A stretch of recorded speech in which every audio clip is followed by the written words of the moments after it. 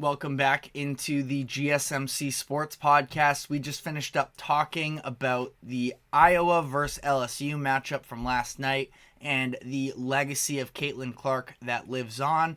Now we are going to be switching gears to the men's side, and we're not going to be doing predictions per se just yet, but I did want to sort of go through the experiment of what would it look like if each of these teams were to win. What would the significance of it be? So that is what we are going to get into first here. Starting with UConn, and what this would mean is a case for being one of the best college basketball teams of all time. Of course, they've had some changes from last season to this season, losing 3 players to the NBA, but even still, the way that they've been able to respond, adding a couple extra pieces in Stephon Castle and Cam Spencer, and the type of development that we've seen from their key guys, specifically Tristan Newton and Donovan Clingan. Clingan coming off of, I think his most dominant performance of his career on the biggest stage, so much so that it's having a lot of NBA scouts potentially jump him up to a top 10 pick. I felt like he was sort of hovering on the line of whether or not he was going to be a lottery pick, and it seems like he might be really building himself up. Now, granted, the NBA draft class this year is not expected to be all that strong, so take that for what it is, but ultimately, for Dan Hurley and this program, about having one of the best 2-year runs in NCAA history, where this hasn't been done since Florida in the 2006-2007 range there, and in that case they were able to return all of their starters, and now we have this UConn team who has seen a handful of changes. 3 of their top 6 guys from last year leave, and they almost look to be better. They've been better at every check mark in terms of going back to last year, how many wins they currently have, winning the regular season Big East title, winning the conference tournament in the Big East as well. And they've just been steamrolling through teams through all of the competitions so far in this tournament, have led by at least 30 in every single game. I mean, last year, of course, they were dominant as well. They are stretching back to a tournament. Through these past 2 tournaments, have won by at least 13 points in each of these matchups. So UConn is really making a name for themselves. Obviously one of the more historic programs, but I also feel like the conversation as to whether or not they are a blue blood really can sort of be put to rest. In my eyes, they are. Granted, a lot of the success from this program has been in recent years when I've been watching more college basketball, but especially if they win this year as well, they are up there at the top for the most championships in NCAA history, and I feel like it's really hard to not include them in that blue blood group, especially to be able to do so with multiple coaches in this stretch, where it was Calhoun during the 2010s and the early 2000s as well. And then to reload themselves with Hurley, it also puts Hurley in the conversation of the best head coaches in the country. I feel like right now, the consensus, the probably favorite, I feel like if you were to poll, 100, 200 people through the country, I think Bill Self would probably be the most popular answer. And I can't say that that's wrong by any means, but I think there's a real chance that Dan Hurley can forcefully insert himself into that conversation if the Huskies pull it off this year. And they are overwhelming favorites as it currently stands. When I checked yesterday, they were minus 210, which for 4 teams left, that's a pretty significant gap there between them and the next highest odds in Purdue, which we will now get into the Boilermakers. And for them right now, it's all about avenging their past, where making it to the Final Four was pretty much the least that they could do to sort of overcome the disappointment from the past handful of years. Of course, you've heard it.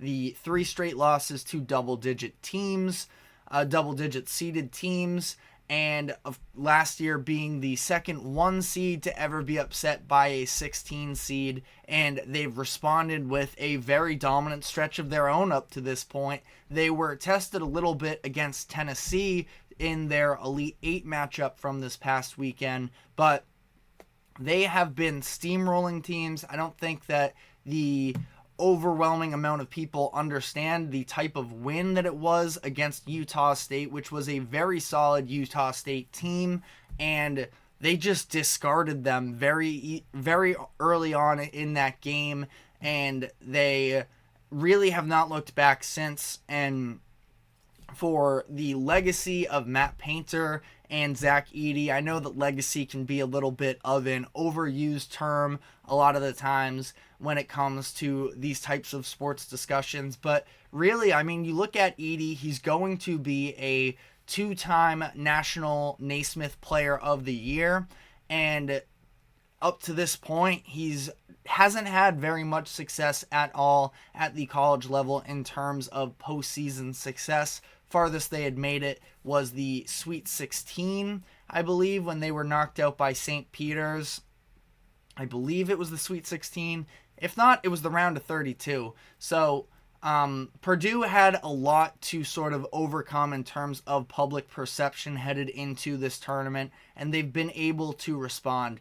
Now, probably worth noting the fact that there is still a chance they could lose to a double-digit seeded team. They're going to be facing off against NC State this Saturday, so a stat's a stat. It would be 4 straight losses to a double-digit seeded team. NC State at this point, you have to give them credit. This is a very good team and obviously came out of nowhere. So I don't think that it would be a massive blemish on their resume if they were to lose to NC State, but that is just something that was worth being pointed out. I know that Purdue is not the most popular team with a lot of college basketball fans as things currently stand, with the free throws, of course, and being a lot of people, frankly, just thinking that they are fraudulent because of the past few seasons, that a lot of people have discredited the type of team they were this year. And I am even myself partially guilty of that,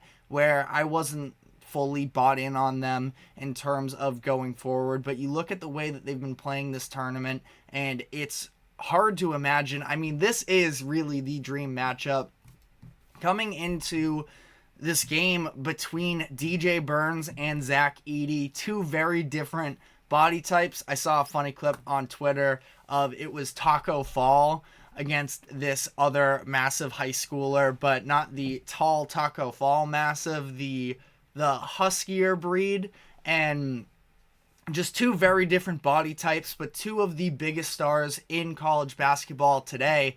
And obviously DJ Burns came out of pretty much nowhere into this tournament, but now he's kind of the darling of America, and I'm sure a lot of people are going to be rooting for him in this matchup against a little bit of an unpopular team in Purdue and Zach Edey. But this would be massive for the redemption arc here for both Matt Painter and Zach Edey. I do feel like at this point they have mostly been vindicated for the past few seasons. They had to reach the Final Four just based off of not underachieving, just based off of a seed standpoint if everything were to be chalk. And now they get an opponent, and yes, we all love NC State, but they were not a good regular season team, and they now have been going on one of the greatest runs ever. We'll be touching on them in a moment, but just for, I guess, the Purdue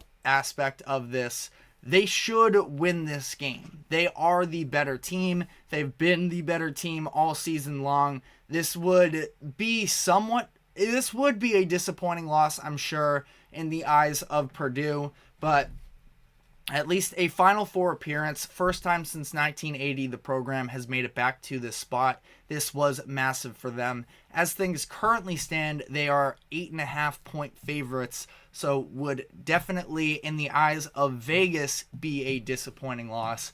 But now getting into NC State and what it would mean for them to win, this would be maybe the greatest. And again, it's tough to call them a Cinderella. There's a lot of debate around that specific topic based off of the fact that they won a Power 6 conference in college basketball. They won the ACC conference tournament, and they were an automatic bid. They're not from a mid-major. It's tough to call them a Cinderella, but I do wonder if that, the rules can be a little bit more pliable as this run goes on.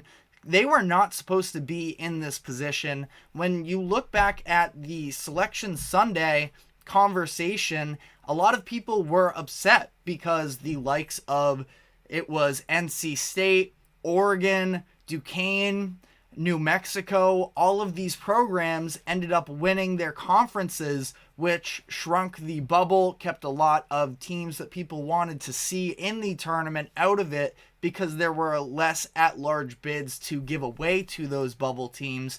And NC State has just continued to roll, showed that for whatever reason, the type of basketball team they are today is worthy of being in the tournament, and not just being in the tournament, but being in the Final Four. Defense has been absolutely staggering up to this point. They've held their opponents under 40% in each of their tournament games up to this point. They have the icon in DJ Burns, who now he's getting looks at potentially from the NFL. So just all types of storylines here. Again, hard to fully consider them a Cinderella, but at the same time, I don't know what other word you can really use to describe this run, especially if they go on to win the championship. I know that UConn was the original 5 games in 5 days team that took place, but that UConn team had much higher expectations than NC State did. They were a higher seeded team, if I remember correctly. I believe they were at least in the top 4. Now, if I'm saying that right now, if anybody in the comment section can fact check me, go for it. But this is really one of the most improbable runs we've ever seen, and this is coming off of a year in last season where we had the likes of San Diego State and FAU in the Final Four and some surprise runs there. But NC State, I do feel like this sort of reaches a different level. Now, I mean, the San Diego State one is also tough because of how bad historically the Mountain West has been in the tournament. But at the same time, again, just looking at the big picture here, NC State is going to be hard to find teams that have rivaled a better Cinderella run if NC State does eventually pull this off and win it all. Finally, getting into the last team here in Alabama. I have not been very high on Alabama really through a lot of their tournament run, and they continue to humble me in that sense, and it's because their offense is at just such a different level.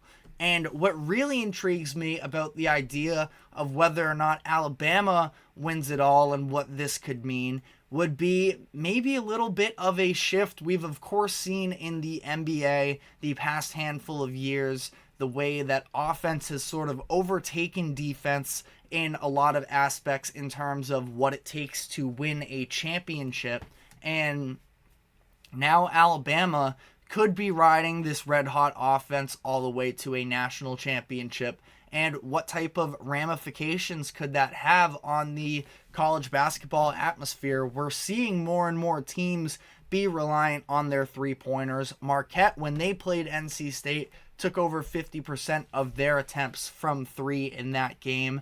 BYU, if you go back to the first round, they're a team that shot over 50% of their attempts from 3 during the regular season as a whole. And sort of similar to the NBA, you see that a lot of the times, not to oversimplify the game of basketball, but in the modern era, a lot of the times you can make the argument that whichever team hits more threes is going to win the game. And that was the case for BYU a lot this season. And ultimately, Duquesne did a great job of running them off the three-point line, and which allowed them to build up a lead there. And ultimately, by the time BYU tried to adjust, it was already over for them. That hasn't happened yet for Alabama, and we saw them miss 12 of their first 13 attempts against Clemson during the first half. But even still, their red-hot offense just could not be held down. They still scored something along the lines of